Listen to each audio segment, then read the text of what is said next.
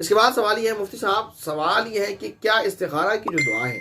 وہ ہم 5 وقت اور تہجد یا نفل نماز کی دعا میں نہیں مانگ سکتے ہیں؟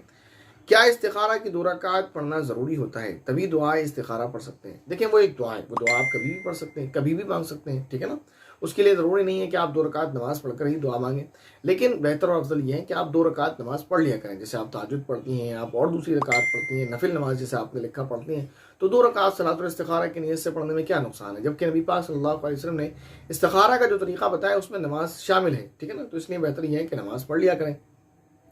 اور نماز پڑھنے کے بعد پھر وہ آپ دعا کریں، ٹھیک ہے نا؟ اس کے بعد سوال ہے مفتی صاحب، والدین کو زکوٰۃ نہیں دے سکتے مگر میری والدہ نانی کو زکوٰۃ کے پیسے دینا چاہتی ہیں، کیا نانی کیونکہ نانی بہت غریب ہیں، ان کے پاس پیسے نہیں ہوتے ہیں، تو کیا اس کا کوئی حل ہے؟ کسی طرح سے پلیز کچھ حل بتائیں۔ دیکھیں زکوٰۃ کا اماؤنٹ جو بھی ہوتا ہے وہ آپ جو نفلی صدقہ کرتے ہیں اس سے تو کم ہی ہوتا ہے، تو آپ دادی کو نانی کو نفلی صدقہ دے سکتے ہیں، آپ کی والدہ ان کو نفلی صدقہ دے سکتی ہیں، یعنی زکوٰۃ نہ دیں، زکوٰۃ کے علاوہ ان کی مدد کریں، تو وہ صدقہ ہے، اس پر آپ کی والدہ کو اجر بھی ہوگا، ثواب بھی ہوگا، زکوٰۃ نہیں دے سکتے ہیں، زکوٰۃ کو دینے کا تو کوئی حل نہیں ہے۔